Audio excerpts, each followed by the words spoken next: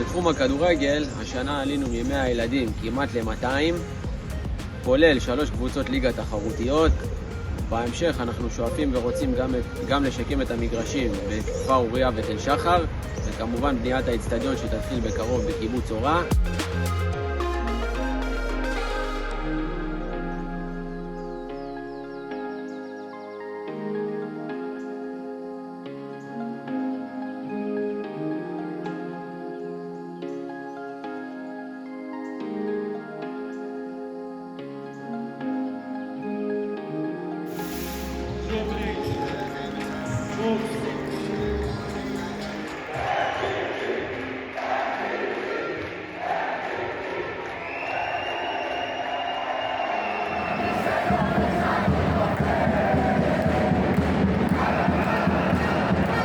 בכדורסל של מטה יהודה משקיעים בערכים ובהישגים.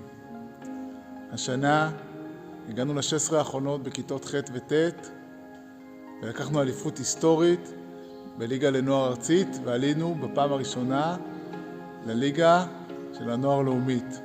בהצלחה בעונה הבאה.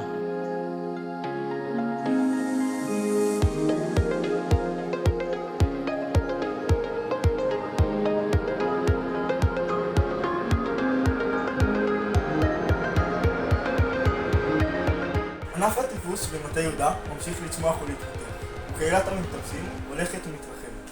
סביב קיר הטיפוס בתל שחר ובסביבים. השנה אלוף הארץ לנוער ומשלנו, מה שמראה שחלומות גדולים ומאמצים משותפים משתלמים בגדול.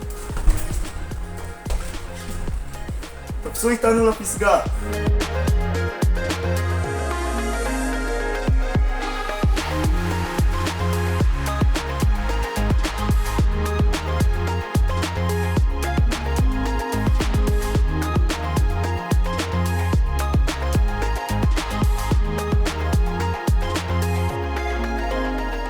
בשנים האחרונות חל מהפך במחלקת הספורט במטה יהודה.